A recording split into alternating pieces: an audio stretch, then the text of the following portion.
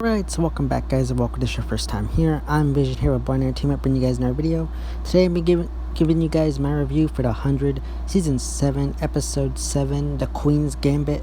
Now if the 100 is something you're interested in, don't forget to hit the subscribe button down below and hit that bell icon there to miss the more 100 rated content from me moving forward. Now let's begin. Now we start this episode off with Jackson and Maddie talking over what happened in the previous episode where Maddie had a panic attack.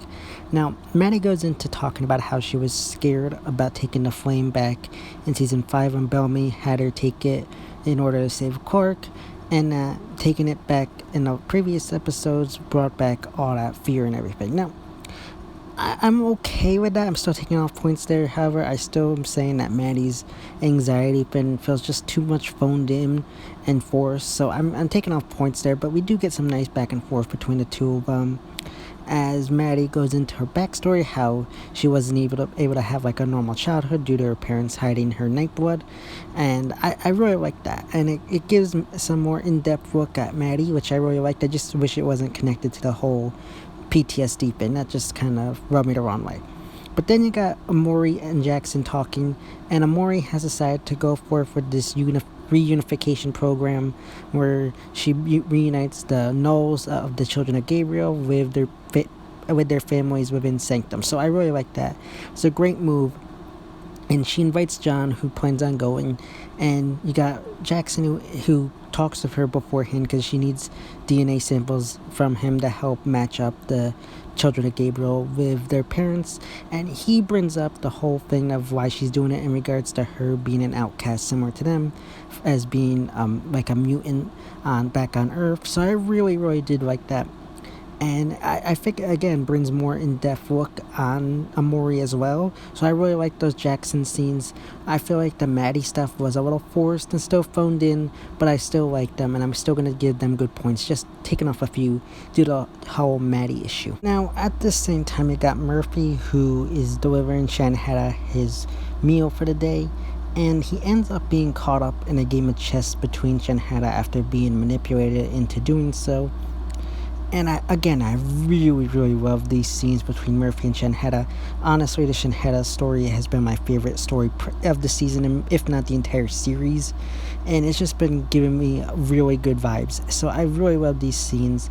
And you got Murphy and sheiheda going back and forth. Murphy and sheiheda are getting to learn more about each other. Murphy talks about how he's a survivor, and sheiheda says that he can tell by John's look he wants to be the hero, and Murphy shoots back about how he wasn't the one who united the clans. It was Alexa, and how he hates women and gets angry at the fact that Alexa was loved by everybody, but yet all of his people hate him, which I love. I really love this back and forth between the two of them. It was really done well. And you got Murphy, who goes on, and they just get this good back and forth between each other, which I love. It was such a great scenes between the two of them. But then you got the whole reunifications story there with Nelson, who originally didn't want to go, but Amori did talk him into going. And at the same time, you had him talking to Nikki, trying to convince him to join an alliance to take back what they believed was theirs and fight for their power and rights. So I really like that, how that was connected to this episode. However, he does go to this ceremony, like I said, and he is reunited with his biological parents from Sanctum. Now, we get a very good, nice scene between him and his mom. However, at that same time, his father reveals that he doesn't agree and feels like they did the right thing, and gets kind of angry at Nelson, and in the midst of the whole chaos thing, tries to kill Nelson, but in response, you got Nelson, who kills his own father in self-defense, which shocks everyone, including his mother.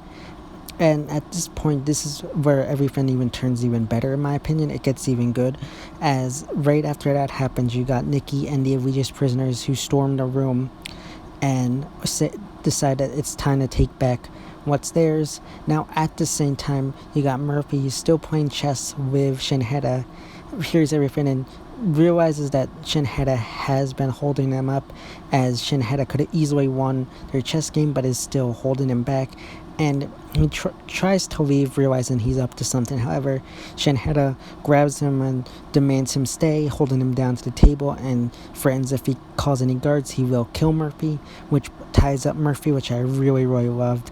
It even goes back to the whole thing with Nelson and his parents, as his dad wouldn't go forward with it unless he got the blessing from Daniel Prime, which again, I really, really love that, and it ties everything back together. But meanwhile, back at the meeting hall, you got Nikki, who takes everybody prisoner, takes Amori prisoner, and Nelson, and tells her people to arm Nelson and the cogs and give them all guns. And Nelson goes to kill Amori. However, Nikki stops him, saying that first we take them all prisoner, and then we make our demands, and then we start to kill him, which I really, really loved. Again, great storyline here.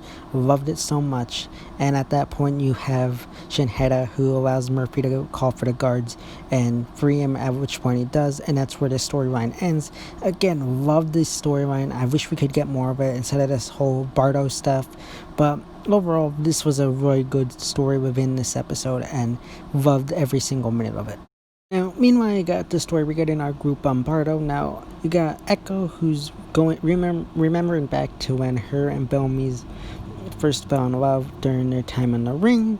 Now, I feel like this scene was somewhat needed, but at the same time, it wasn't. I'm going to take off some points, but at the same time, I'm going to give it a pass, sort of. It was alright, but I could have gone without it.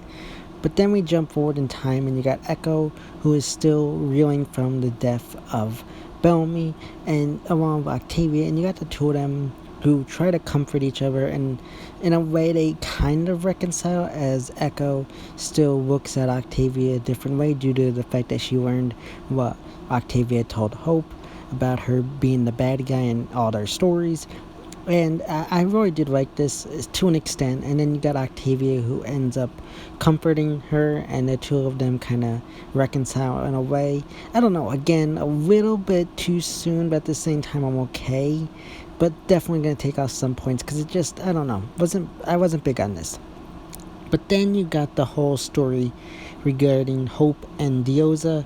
Now, this was another one where I'm mixed on, because you got them in their own cell too, and you got both of them having their own issues, as Hope wants to fight the disciples when they come back in, and you got the other who's telling her not to do that because that's a stupid move.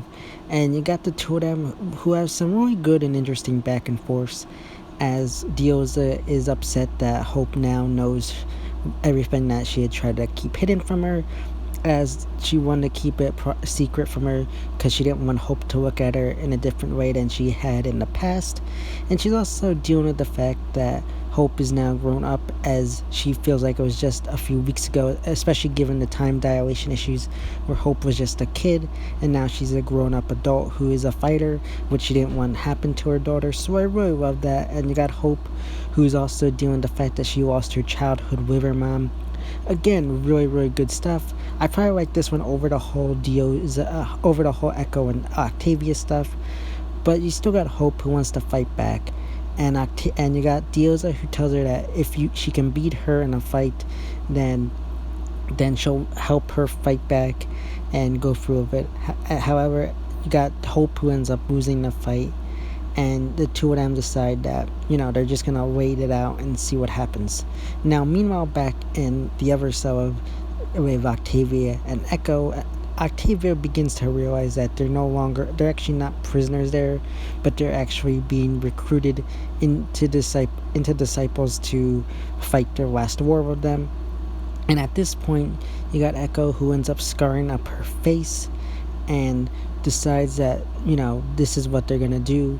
And they all go out, or at least Octavia and her go out, saying that they'll fight in their war, and they're met outside with Diosa and Hope, and Anders, who says good and that he'll make disciples out of them within time. Now, this little bit here, I got questionable about it, because just because these two say that they're going to fight in the war doesn't mean the other two are going to fight. It felt a little forced there.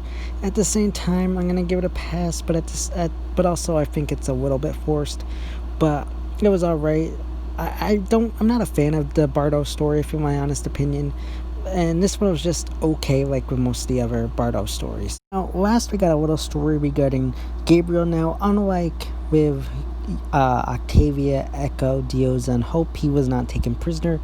Instead, they brought him to the stone room in order to use everything that he's done with the anomaly stone on Sanctum so far to help them try to break the code with the anomaly stone on Bardo. So that made sense. I like that. Again, there wasn't really much that had played out within his story. It was pretty, nothing really happened. It only was beneficial at the start and then came in to be beneficial at the end, because towards the end of the episode, we got him working on the anomaly stone, and as he's working on the stone, you got Clark and her group who arrive on Bardo from Nakara, and they show up there, her and the rest of the group, and the first thing they want to know is, of course, where their friends are. However, amidst them arriving, Gabriel informs them that Bellamy died on previously, which, of course, shocks Clark and the rest of the group. Now, I like how they did this. I feel like her reaction was legit. I think I don't remember if she directed this one or the next episode, but Lindsay, who plays Raven on the show, had originally wanted Clark to fall to her knees upon hearing this news. I'm really glad that they didn't go through that. I feel like that would have been extremely cheesy and over the top. So I'm glad they didn't go with that. But then we move over, and you got Anders, who is going down the hallway, and he shows up at this room that has a pod in it, and he opens up the pod, and inside it's revealed that Bill Cadigan, who we saw is the leader of the Second Dawn bunker back in season 4, somehow survived and is now living on Bardo, and he is the guy that has been referred to as the shepherd within the disciples ranks so far. So that is very interesting. I'm very interested to see what goes on here. I don't know, this could be either good or bad with him showing up like this. I feel like it could be either jumping the shark and going all out crazily and in a bad way, or it could be good and interesting. But as of right now, I'm going to wait and see how it turns out before I give my overall thoughts on him.